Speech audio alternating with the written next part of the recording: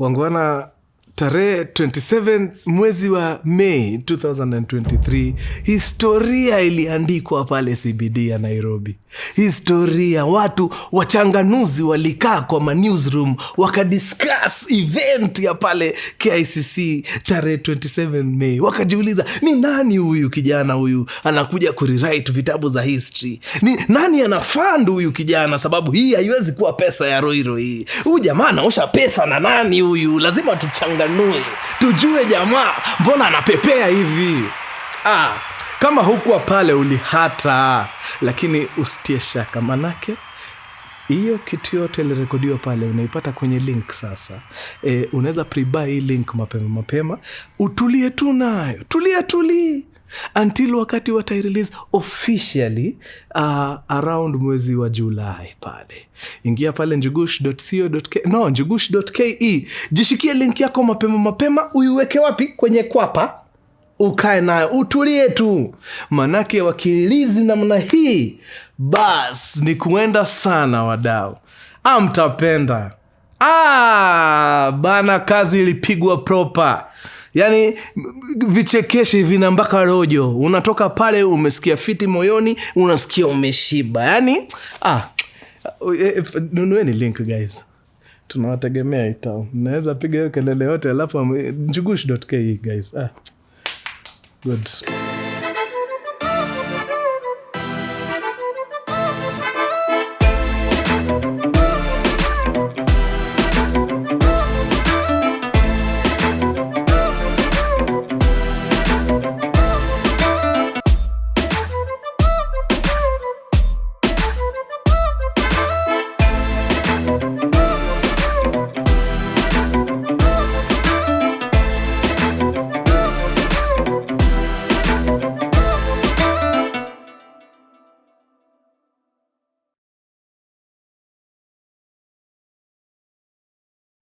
Mkurugenzi!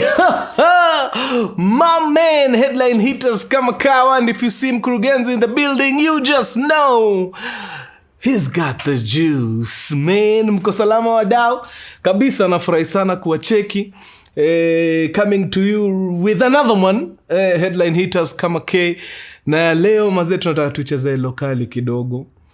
Maybe disclaimer ni kwamba the part of this story that hit the headlines is actually the tail end of it. The last 5 minutes so hii story ndio iligonga headlines, but na feel ni important nirudi tu nyuma kidogo niwapatie backstory ya character wetu kiasi, for some context. Maze, that said, twende kazi wadau. Wakurugenzi, mwaka siko sure sana. Kile tunajua ni kwamba kuna binti hapa. Huyu binti amegrow kwa familia ya ufukara. Wadau, mumesikia kuhusu generational wealth. Sikujua kuna generational poverty mti yangu. Yani hii ni poverty imewaandama, iko ndani yenu. Ni poverty mpaka mkiwa na mkutano ya ukoo, mko na kiti ya poverty hapa kando. It's part of you. Msichana alikuwa amekula ngori mbaya. By the time alikuwa age 7, wenzake wakingangana kwenda shule, yeye ilibidi ajaribu atafutiwe household, aende afanye kazi huko kama kijakazi, kama unajua mfanyikazi wa nyumba. Ana prepare watoto ambao wako almost age yake waende shule, yeye abaki hapo akisugua masufuria na nini. It was just difficult for her. Alikuwa ametoka kwa familia I think watu kama ni yeye, mama yake na kuna siblings pia, although siko sure ni wangapi. But mzazi pia sababu ya the same problems, hata education kwake ilimpita tu. So kama uja experience kitu hauonagi importance ya hiyo kitu. So hata for her mom kupeleka huyu mtoto shule, ya kazi gani? Tunatupa pesa huko na ni pesa hatuna bana. We kaka, jaribu saidia watu makazi hapa. Bana, eventually mashilingi tukigalagala tutasaidika. So ikakuwa ndo hivyo until wakati alifika around 10 years if I'm not wrong, ndio hayati Moi Kibaki aka-introduce ile primary education, ile free primary education. Alikuwa around 9 years if I'm not wrong. So hapo ikasemekana, unajua nini bana, hakuna haja msichana aendelee kukaa kwa nyumba, hatulipishwi sasa, ni aingie tu darasa asome. You never know, kila mtu anasoma siku hizi bana, ukikaa na mtu asomi haumsaidii. So mzazi akaona okay, as long as hakuna kitu naitishwa ni sawa, anaweza ingia darasa. So akiwa umri wa miaka 9 pale akaingia class 1. Alikuwa amepiga makindergarten hapa, hizo manasari hizo time hivi tu on and off. Already miaka zimeenda, wacha apige hiyo class 1 yake safi. Akangangana hapo sababu alikuwa anaishi na aunti yake fulani. Mama amelemewa deadly, hata ni hard ku raise mtu mwingine. So msichana sasa ako kwa aunti yake fulani. Huyo aunti yake anasaidia, ndio msichana at least anaenda shule, lakini pia msichana analipia hii malazi na nini. So before aende shule anaamka mapema, anapikia familia mzima kwanza chai nini, wana prepare sasa, kila mtu akiwa fiti anatoka anaenda shule. Akitoka shule anakimbia home very fast, sababu lazima atengeneze watoto hapa, awaoshe nini. Na ni mtu wako miaka 9 mtu yangu. Apike sapa. In fact kwa story alikuwa anachekesha akisema mazee yeye aliingia tu hivi kama tupo depend. Ameingia hivi ameambiwa haya, sasa wewe utakuwa unapika leo, menu inasema nini, ugali, ingia. Hajawahi pika ugali ya mtu, alikoroga unga kwa maji baridi. Waluya hapa wame cringe. Alana. But inago tu kushow mazee vile how inexperienced, how young she was mazee akisubjectiwa to hii life. But imagine akangangana until akiwa around 13 years. 9, 10, 11, 12, 13. Yes. Amepiga kama miaka 4 shule, anafaa ingie class 4. Hii class 4 watu wanaingia wakiwa miaka sijui 10, 9, yeye anaingia akiwa 13. Ripoti ikafika hapo mtaani aje kuna shule ya kanisa. Wanafanya kazi mzuri sana. Iko pande gani? Iko pande ya I think Laikipia if I'm not wrong. Wanafanya kazi safi. Watu wanaangalia watoto maskini, wanawachukua, wanawapeleka huko, wanawasomesha. Na ile umaskini imewatandika kinyinyi. Mnafaa muingie pale. So kidogo huyo mtu amekuja na information, akapull strings, msichana akajipata wapi? Ameingia Laikipia, ni shule ya kanisa. Wakakagua kaona yenyewe huyu ana deserve nini, ikakuwa sawa. Tumekubali msichana, wacha akuja aingie darasa la 4 na miaka zake 13. Hiyo siku ana report on day 1. Hiyo ndio siku mwili imemwambia it's time man, ni wakati sasa. Anapata period yake ya kwanza on the opening day. Relationship yake na mzazi segeme wameshawahi kuwa na discussions zote za period na nini, mulizi have now. So hii kitu inampata hapa, anashindwa haya kunaenda namna gani. Anauliza mami naona bana damu masehemu. Inafaa ikuwe hivyo kweli? Mama hata ajibu. Anaenda pale dukani, anatoka na ile cotton wool inakuwaga imefungwa hivi na karatasi ya maroon. Mnaijua hiyo? Anampiga tu cotton wool, anamwambia oya cheza kiwewe. Sasa acheze aje? Of course ajui, hana experience, very uncomfortable.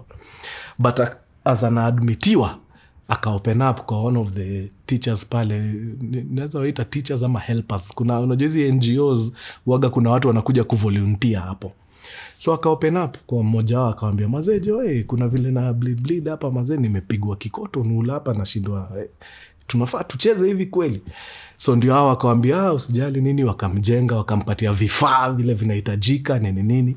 But kuna mmoja hapo na kierere yake akamuuliza, wewe yani miaka 13 hata hizi vitu umeanza na ndio unaenda class 4, si utazeekea hapa?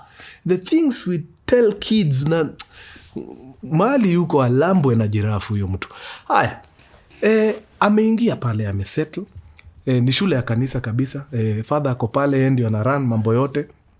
Lakini kuna vitu zimeanza happen. Sijui kama ni economy ndio imeharibika ama ni nini. Wale ma sponsors wana pull out sana. Zamani ilikuwa mazee chakula iko in plenty, manguo wanapewa in plenty, but sasa mazee ma sponsors wana pull out. Sasa shule ina run na half the sponsorship walikuwa nayo the previous year. So of course lazima pale administration wangekaza kiasi. Na wakakama wakagundua hizi mastore nini tukiachia walimu wanaweza tufanya mbaya kwa hizi chakula. So kile tutafanya, tutakuwa tunapatia wanafunzi hizi funguo za store na tunawapatia strict instructions. Staff member yoyote akijaribu kukuambia umfungulie store, sijui achote mahindi, maharagwe, usikubali. Kuja uniambie mimi father. Sawa. So vile msichana ameingia huko, anaonyesha ni msichana bana kona maadili, msichana mzuri. Haikuchukua muda ule father kumnotice, akampenda sana. In fact, akamkabidhi funguo za store. Akamwambia sasa wewe kutoka leo wewe ndio otero hapa. Mtu yoyote akitaka kufungua hii store lazima ujulishwe na uende ukague, uone ni nini ametoa na amepeleka wapi. Wazungu wakileta manguo za kugawana nini, wewe ndio unazifungulia pale kwa store, zinaingizwa. Wakati wa kugawa wewe ukue hapo, store ifunguliwe, watu wagawiwe manguo sawa. Alikula soft life proper. Chakula ikitolewa amechagua kikosi yake ya wasichana kama 5 wanaingia kwa store, wanatoa ile chakula imeitishwa. In fact hata wana volunteer kuibeba mpaka jikoni iende ipikwe. Siku ya kugawa manguo ikifika, of course yeye ndio akona access. Anaingia pale anachagua makamera. Alafu zingine zimebaki, wengine wanaweza gawana hizo. Life was beautiful. But sasa kuna mavitu zinafanyikaga hivi, ukiwa uko naive, you don't see it, but ukishazeeka ukiangalia in hindsight ndio unaanza kuona wait a minute, ni nini yon by the way, wait a minute. Now ule father amemtrust na kifunguo, sasa ameanza kumpatia other duties.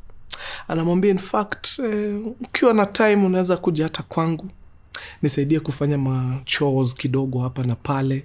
Msichana anaenda anasikia fiti sana, sababu unajua ukiwa especially wewe kama ni mtu hujakuwa na relationship fiti sana na wazazi, ukipata mazee ya father figure mwenye ama mother figure mwenye unasikia yes, this is where I belong. So msichana alikuwa anajituma sana huko, anachangamka, anything to impress the father. Kidogo father anaanza kumweka hapa karibu, wakiongea anaanza kumshikashika design fulani, kidogo anachukua mkono yake anajiwekelea yeye, unajua mavitu. Lakini sababu huyu msichana, hey father bana, we look up to you, I jam hit hapa bana, unaweza kuwa unadili na predator. So ikakuwa ndio hivyo. Luckily for her, hizo kuguzana haziku advance sana ifike ile level ngori. Sasa ufadha alikuwa anakacheza aje? Alikuwa anashikilia msichana hapa na wengine kadhaa, hakuna kwenda nyumbani, mkae hapa, shule ikifungwa si mnakaa hapa mnasaidia father na kazi yake nini. Na since udem uko home ana anything to look forward to, why not, wacha nikae. But kwa hii period alikaa hapa shule, alikuwa na discover kulikuwa na females wanaandikwa sana. Wanakuja kama volunteers, wengine wanaandikwa kama teachers sababu ni shule at the end of the day. Very young females, unajua early 20s nini. Na wanakam, mambo inakuwa fiti, then after some time wanaenda tu. Kunaanza tu kukuwa na attitude between them and the father, then wanaishia. But again, ni mtoto mdogo, I'm hit ni nini, inaendelea huku. Now 3 years after I join, sasa msichana ako 16, darasa ni la 7. Wale ambayo wana sponsor hii shule, the funders, wakatuma mtu kutoka kwa board yao akuje angalie shule inaendelea. Waga wanafanya hivyo every year, lazima wanatuma msee nini kama angalie tu welfare iko aje, shule inaraniwa aje nini. So a young lady from the States akatumwa kama angalie mambo iko aje, aonge na father, ajue ngori ziko wapi kama ziko nini, na akakam na ikakuwa apige stay mzuri like a couple of months. Ndio akirudi huko akona yani a conclusive report. Juu amekaa pale, experience, amejua pain points zao za shule nini kila kitu. So mrembo amekuja, wameanza vizuri sana, on a very good footing na nani na the father na father. Marafiki watoka nitoka, yani chanda na pete.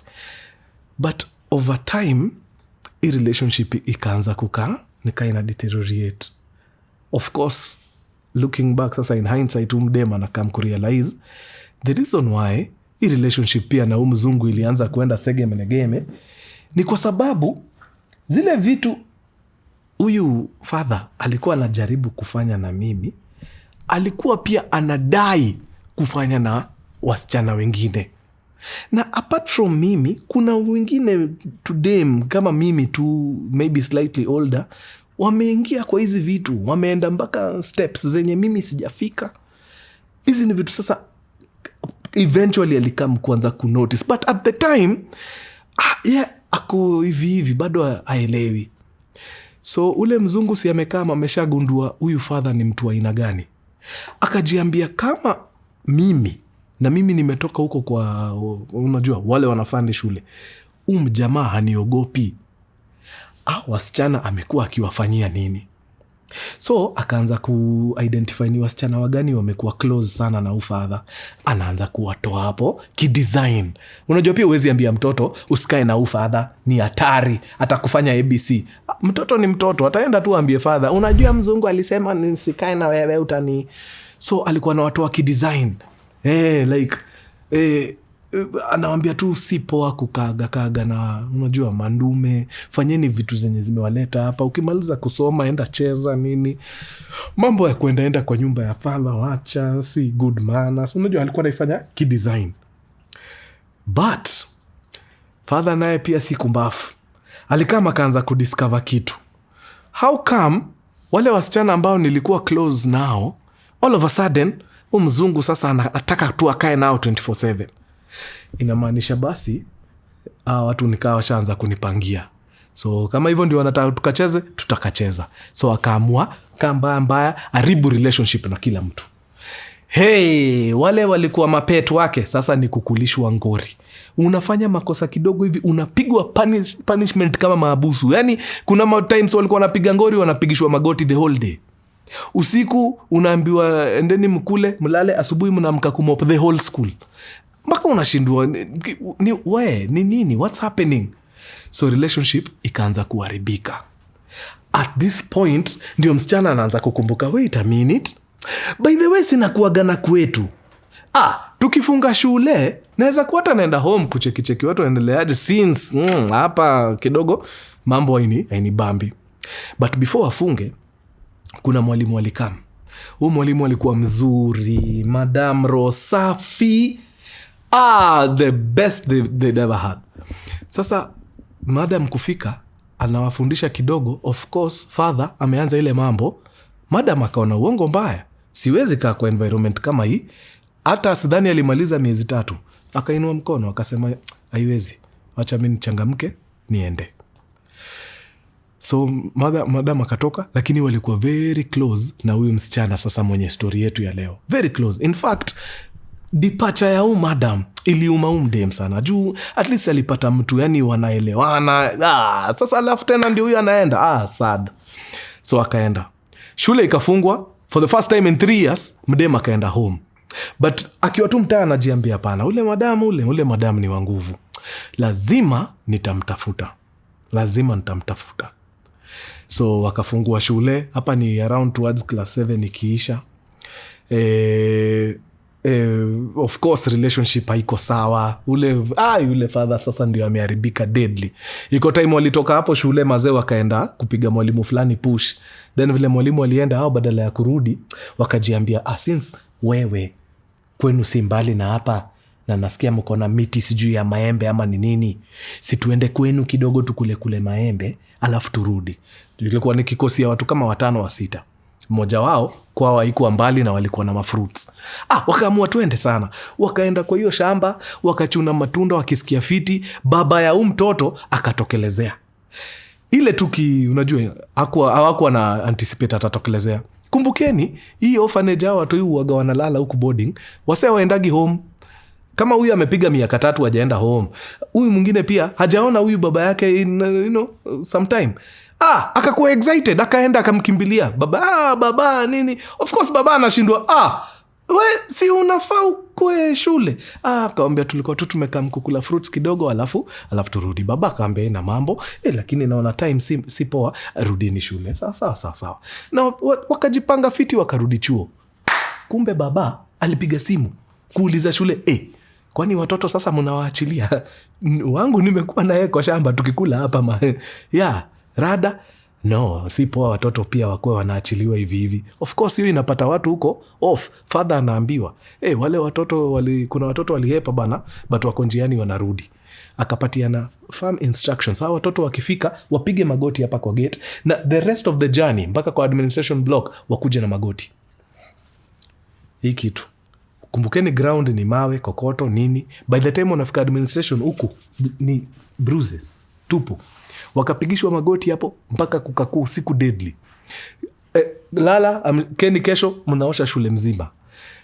Asubuhi juu kuna assembly, mnapiga magoti kwanza, tunapiga assembly yetu. The whole school ione vile nyinyi ni watu bure. Watoto wadogo wa class 1 2 wanatumwa huko. Endeni mtukane wale, muambie shame on you. Watoto wanakuja hapo wanawatukana mbaya. Hizi zote ni father na juu ako na uchungu fulani. Anajua kuna mambo madem walifanya na ule mzungu. So sasa ni kuharibu. Of course udem alichoka mbaya. Now cross over to the next year. Ako class 8 sasa. Umri ni miaka 17. Hiyo closing day ya first term akajiambia walai siendi mtaa. Kuna ule teacher alikama kukaa na sisi sana, akaenda. Huyo teacher lazima niende ni muone. So akatafuta namna, akacontact huyo teacher. Akamwambia ni aje, by the way tunafunga na mimi sitaki kurudi home. Actually home ni far. Wewe najua uko mahali karibu. Naweza kama mtu tuishi na wewe hii holiday, then tukifungua chuo mimi nirudi. Madam alikuwa more than happy. Akamwambia come. Na kutumia fare kila kitu, make sure umekam. Shule ilifungua hivi, msichana teke mpaka Kerugoya, mahali huyo madam alikuwa anaishi. Peke yake kwa kahau kafiti, juu alikuwa amepata shule hapo karibu mahali alikuwa anafanya nini? Ana teach. Of course waka reunite after hizo miezi kadhaa walikuwa wameachana. It was a beautiful night. Madam aka prepare chakula safi. Huyu ni mtoto ametoka boarding, hajakuwa akikula vitu tamtam sana. Akamwandalia safi na wakaenda kulala. Asubuhi akawaambia sasa mimi unajua lazima niende shule nifundishe. Wewe uko holiday, feel free kutembea around. Hii mtaa yetu haina mambo, ni mtaa safi. Tembea usikie fiti. So the following day madam akaamka akaenda shule kufunza. Msichana amebaki pale, amelala, akaamka tu masaa zake, akapiga shawa yake safi, akasema since niko hapa na sina kitu ya kufanya, wacha ni explore mazingara kidogo, ni cheki mandhari iko namna gani. So akatoka nje ya compound, katembea kidogo kwa tamak, kufika mahali kuna kanjia kameingia kamchanga, lakini ni kamaram kasafi, kakona maua huku kando. It's very beautiful. Akaingia na ako ka maram na akaanza kutembea tu. Unajua unaenda ukiangalia mazingira hivi nini unasahau umetembea sana, umeingia deep. But akafika mahali, sijui kama ni instincts, but kitu ikaanza tu kumwambia something is not right. Anafeel nika kuna mtu anamfuata. Akiangalia kwa majani anaona kuna activities kwa majani huko, lakini haoni mtu. No, ikafika mahali akasikia hapana, siwezi endelea. There is someone following me. I can feel it in my bones, naisikia. So without warning aliturn na akatoka mbio. Akarudi mpaka kwa main road, mahali tama kiko. Akashika tama, akaenda distance kidogo, then akaingia chuom, akatokea mtaa na akakaa. Akatulia, mambo iko tu sawa, hana mambo mingi. Madam akatoka shule kufundisha na ikakuwa tu ni siku fiti ya kawaida. Now hapa ndio headline hitters yetu inaenda kuanza. Usiku wa manane, mida ya kitu saa 7 wamelala, but msichana anasikia from a distance kuna kasauti. Hii sauti ina sound ni kama mtu ana sharpen kitu. Unajua ile sauti ya kisu ikishikana na jiwe, anaisikia, lakini anaisikia mbali kiasi. Sika ni sauti iko karibu, ama maybe ni jua kwa usingizi, so anaisikia nikaa iko far, but okay, alisikia tu but akaignore. Kidogo akaanza kusikia wait, nasikia ni kama kidogo nadai kujisaidia. Akasema wacha nitoke niende nijisaidie nikam. So hizi ni zile ma single room unapata ni shared hapa nje, choo na bafu ziko somewhere hapo nje. So akafungua mlango vizuri, akatoka, akaingia loo, akamaliza shughuli zake, akarudi, akaingia ndani ya nyumba na akaingia wapi? Kwa kitanda. So between hapo na maybe after kitu kama 40 minutes akasikia, unajua ile uko kwa usingizi but hujalala kabisa, akasikia teacher akiamka. Pia teacher anadai kwenda wapi? Anadai kwenda loo. So akamsikia fiti kabisa teacher ndio huyo ametoka, ameenda amefungua mlango, ametoka nje, anamsikia mpaka akifungua mlango ya loo, akaingia akafanya shughuli yake, akatoka. But as anatoka akasikia sauti. Watu wanaulizana maswali hapo. Asikii kabisa conversation ni nini, but anaweza tell teacher anaongea na mtu. Kidogo sasa nika ndio anaamka saa asikize fiti, anasikia mjamaa akimwambia nimekuambia unyamaze. Kidogo msichana akaona wait. Inaweza kuwa before, like 1 hour before nilikuwa nasikia sauti ya mtu akishapen mavitu. Sasa hii nasikia teacher akiambiwa na mtu anyamaze. Teacher anyamazi, anabega na mwambia manze, chukua kila kitu iko kwa nyumba tafadhali, but usiumize mtu, chukua everything unataka. Anaambiwa nyamaza, ingia ndani na usijaribu kupiga nduru, usijaribu kuwasha taa. So wameingia mpaka ndani ya keja. Umdema amesikia ndio hao wameingia, atangoja chini ya kitanda. Hao wamekam, wameingia ndani. Jamaa amemwambia mwalimu nyamaza hapo na usisonge. Dema akiwa chini ya kitanda anasikia footsteps. Jamaa anakam, akaingia mpaka kwa room. Akacheki juu ya bed, hakuna msee nini. Then all of a sudden akasikia tu touch chini ya kitanda. Toka. Damn. So Dema akaona okay, hapa mazee imekuwa ni ngori. So akatoka tu chini ya kitanda vizuri. So anasema akifungua tu macho hivi kumwangalia, aliona ni jamaa tu ameshika axe, lakini axe si ile kubwa ya kukata kuni, ni ka axe kadogo, yani unaweza kashika na mkono moja hivi. Sijui watu huitumia kutengeneza sculptures ama nini. So ako nayo, ni kitu inaweza kuwa lethal. So vile mwalimu ameona mtoto ametolewa chini ya kitanda, mazee instincts zikakikin. At the end of the day, huyu ni mtoto wa mtu, amekuja tu kwangu kutembea. Mazee tumevamiwa, lazima nifanye kitu. Akapiga nduru deadly na akawasha taa kwa switch. Hiyo sasa ndio iliharibu. Alikasirisha huyo jamaa dead. Umse aliswing hiyo axe, akampiga kichwa chini. Madam akazima. Jamaa akachukua msichana, akamshika mkono, akamtoa nje na wakaanza kutembea. Vile tu alitoka mchana ndio walitembea. Alitoka nje vizuri, wakatembea, fika kwa tamak, akaenda, kafika kwa ile kachuom, ile mara msafi, wakaingia hapo. Hapo ndio ilihit huo dem. Wallahi, I knew someone was following me. Nilijua. Juu alifuata the same route. Now, kitu ilikuwa inamaliza msichana nguvu ni as anatolewa kwa keja ndio apelekwe, ameshikwa mkono hivi na stranger, wanaenda. Kwa hiyo ploti mzima watu wako kwa madirisha wanacheki, hakuna mtu hata moja anaongea, hakuna mtu anapiga nduru, hakuna mtu anapigia polisi simu, nothing. Wote wana watch tu kama sinema, mtoto wa mtu akiabdaktiwa na stranger, wakitoka wakienda. So wakaenda wakaingia kwa ile njia maram, wakafika mahali ule dem alifika ile mchana, akarudi mbio, wakaendelea. Kuendelea wakafika kwa place kuna ma homestead. Udem anasema ana suspect ni kama one of hizo homes zilikuwa kwa kina mse. Alikuwa tu na familiarity fulani hiyo area, ungetel ni mse wa hizo mazone. But sasa Udem kumbuka ni mgeni huku. Amekam tu kutembelea teacher mwenye anapenda sana, hajui area poa. But wakaendelea tu kutembea. Wakafika kwa hizo makeja, wakapita. As wanapita, wanaenda sasa wakianza kudip, wana dip. Akaanza kusikia sauti ya stream. Unajua kuna vile waterboard wagaina, wali kuna stream inapita, unasikiaga kuna sauti ya maji hapo inaenda. Hey, akajua hapa mazee napelekwa kwa rive, hakuna kitu mzuri wapen kwa rive. Akauliza mjamaa, lakini mbona umepiga mwalimu na hiyo kitu? Akawambia, mwalimu nimempiga sababu ya kitu moja. Nilimwambia instructions vizuri sana, usipige nduru na usijaribu kuwasha taa.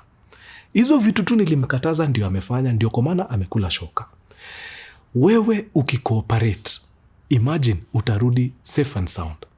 Mimi shida na kuaga nayo tu ni mtu akiharibu kazi. Bas, utakooperate? Akamwambia, mimi nitakooperate, sina noma, tuende. Wakaenda, wakafika hiyo place, kuna hako ka stream. So hii place ndio uvuke inataka my expertise kiasi. Jamaa akapindukia mresha, akamwambia, sasa hivi ndio tutafanya. Hapa kuna ka stream kidesign. So uangalie vile nitaruka. Uruke hivyo. Sawa. Sababu usiporuka hivyo unaweza slide uumie na itakuwa poa. Na mimi sitaki kukuumiza. So uangalie fiti vile nitaruka, follow exactly kile nimefanya. Sawa. So jamaa akarudi nyuma steps kama 2-3, akaruka, land the other side of the stream. Akatana akawaambia, sasa unaweza come. Wacha nikuambie. Yaani ni kama tu malaika alitokea akaambia mrembo, the time is now.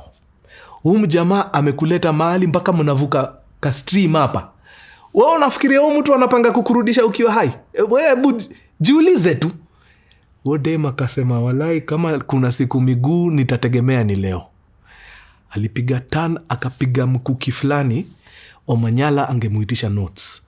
Akia Mungu mbio, hajawahi kimbia maisha yake yote. Teke. Anaangalia nyuma, anaona ule jamaa akiruka stream tena back to this other side, ajaribu kumkimbiza, anaongeza. Yani ni kuenda sana. Akatoka mbio, akafika kwa zile homesteads. Unakumbuka kuna zile homesteads niliwaambia walifika, akaanza kususpect maybe umse kwao inaweza kuwa around huko. Akaenda, akanoka mlango. Papa. Jamaa akauliza huko ndani ni nani? Akamwambia, mazee mimi ni mgeni, nimekuja hapa kuvisit mwalimu wangu fulani, lakini kuna mtu ameingia kwa nyumba, amepiga mwalimu wangu na shoka, akanichukua by force. Sahi mazee alikuwa ananipeleka mahali huku chini kwa river, but nimekimbia, please nifungulie sababu wako nyuma ananifuata. Imagine mjamaa akamwambia tu ngomu, haiwezi. Hiyo tafuta mahali pengine. Sasa hiyo hapa asha lose considerable amount of time. Ule mtu kama anamfuata sasa yako karibu kumfikia. Ni miguu ponye wewe. Toka teke. Pita ile mara msafi ilikuwa na maua mzuri. Hakuna kusimama, ni kuenda na one breath mpaka kwa tarmac.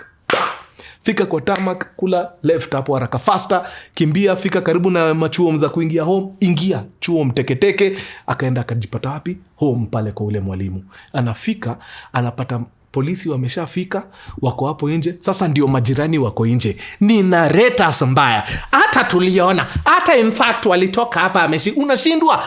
Mbona hiyo wakati hakuna mtu alifungua mdomo kusema kitu? Sasa nyinyi mmeshakuwa belmutua storytellers. Mko na hadithi. Hiyo kitu ilimuuma deadly. So wana makara wanauliza, no msichana hakuna mtu ameona vile amevaa nini, hakuna mtu anaweza tupatia description. Wanadai ni msichana mgeni, mazee hatujawahi muona. Ndio akapiga nduru hapo akasema, ofisa ni mimi. Ni mimi mazee, ndio wanatano wanaona mazee amekimbia huko, alikuwa na guar unajua zile mamiba zao, nguo zimeraruka. Ukikimbia utakangi kujua, unapitaga kwa thickets, yani zinakurarua nyama nini, we ni kuenda sana. So akapita hiyo nini yote, wadau crucial information. Wakati walikuwa wanaenda, before wafike rive, jamaa alimweka mahali kwa ground, akamwambia, sasa itabidi unipatie kile nataka, ukibishana usimeona kile imefanyikia mwalimu, itakufanyikia. Ukikubali, tunafunga hii mambo vizuri. Na msichana juu tayari alikuwa shaona kile imehapenia teacher, angekataa. Akakubali 100%, akawambia ni sawa. Jamaa akamaliza kile alikuwa anafanya na msichana, ndio akamchukua akaenda kumpeleka wapi? Kwa rive huko chini. Hiyo ni very crucial information nilikuwa nimesahau. So as wanavuka hii rive, ude masharepiwa tayari.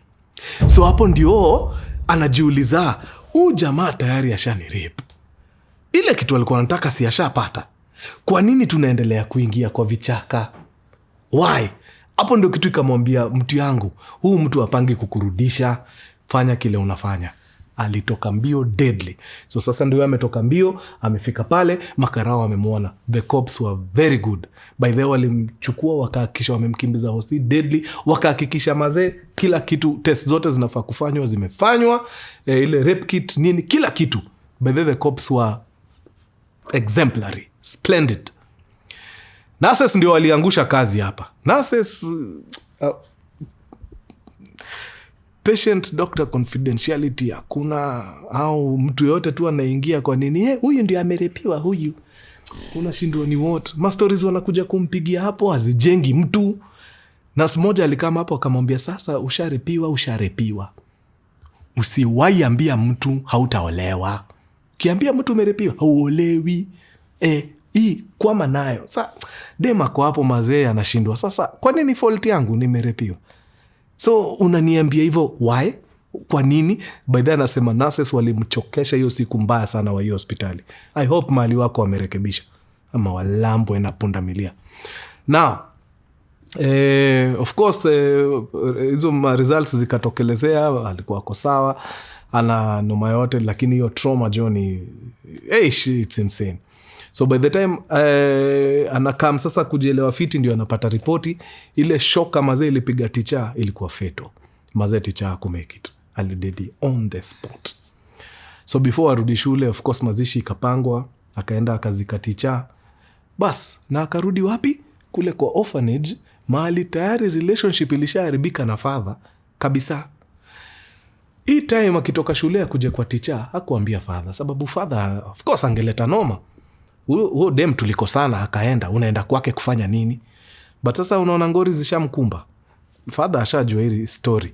So amefika huko, ikakuwa kuna mali wanafaa waende waandikishe kid. Apimwe kwa VCT. Father akamshikanisha mdem fulani hapo, akamwambia niaje, peleka huyu msichana aende apimwe, na mkiwa huko mkiandikisha, msijaribu kusema huyu msichana ni wa shule. Sababu gani? Sababu itatuaibisha. Yani udem mazee at 17 years anajiuliza, kwani mna reason aje nyinyi? So mimi kurepiwa inawaibisha, na wewe ni mtu Sunday utasimama mbele, yani we pigwa na radi mahali huko. So of course akaenda akapimwa. Luckily for her, imagine hakuwa na ngori yoyote, hakuna diseases alicontract as a result, hakuget ball as a result, alikuwa tu sawa. Kumbukeni hapa ni akiwa class 8, ameingia second term, akapiga exam yake despite hizo ngori zote za shule, akapata max poa sana. Mnakumbuka ule mzungu alikam kuangalia shule kama inaraniwa fiti nini, asha identify udem ni brilliant, but maze kwa wako mbaya deadly. Through connections tu, akakama kaambia Mresh ni aje, hivi vile hii primary school ilikushughulikia fiti, kuna high school iko even 10 times better. Wase wanaishi poa deadly, na ni wase kutoka kwa familia zijiwezi. Unajisikia kuingia huko? Yap, teke. Udem alikuwa amepita design, alikuwa amepata barua ya Kenya High, lakini sasa hiyo Kenya High mnalipa na school fees gani? So ikabidi achukue hiyo ofa ya mzungu huko teke. Akaenda akaingia ile high school, of course ni kupiga kitabu kuua. Akamaliza high school na grades fiti sana.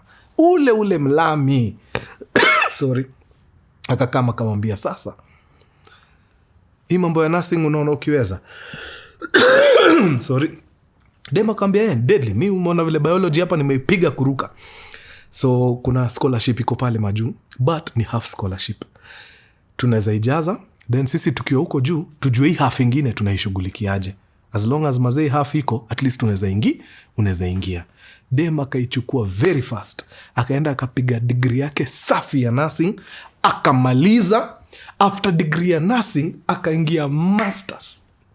Believe it or not, as I'm narrating this story today, mdem amegraduate na masters ya nursing 18th of May 2023. Hii show siku ina air I think 18th nika 2 weeks ago. Yeah. Mazea ni from dem amepitia ngori yote jo, sahi maisha safi, living her best life in the US. Mambo iko tu mufti deadly. But akinipatia story, sorry zo niko kwa headline hitters ni juu hii story ilikuwa kwa, of course after the murder ya teacher kuna stations zilitangaza. So reason alikuwa anataka sana hii story mazee wa kurugenzi waisikie ni juu anasema shida zake mingi zilianza juu hakuwa na relationship na mama yake. I don't think anajua baba yake, but mama yake mzazi, I think shida ilikuwa imemtandika proper mpaka watoto saini bother. Like ana time yao. Unaona at some point mazee hata aliachana na watoto waende waishi na watu. Watu wanafanya mtoto akwe fanyi kazi na mtoto wako miaka 7. Inakushotu mama alikuwa amefunga story ya watoto kabisa. Ka angekuwa na relationship na mama yake, the moment alinotice tu huyu father ameanza mavitu fani, hizi ni vitu angefaa kuwashambia mama yake.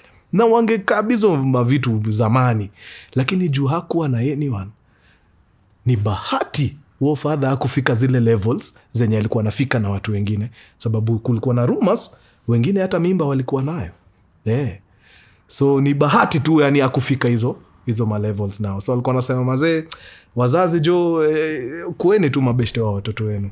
Ni poa tu kujua ni nini watoto wenu wanapitia at any given time. Sababu wasipokuwa na mtu wanaweza share na yeye hapa kwa hapa. Toi mazee wanakapitiaga hapa nje jo. Deadly. Na ni vitu zinaweza kuwa very avoided. So niliona ni story deadly sana ya kuwachapia. Na the fact that mazee sahii mambo yake iko sawa, ako tu fiti, inanibamba deadly. I hope ni story imewashika, imeinspire. Jo, let's do better with our kids. Sasa wadau, bas, imekuwa true sana. Mtaniruhusu nifunge siku hapo. Kama kuna mtu hatujui, makosa ni yako jo. Spread the gospel. Wacha wakuja wapate the juice. Ama namna gani? Adios muchachos. Peace. Tuende nyumbani sasa.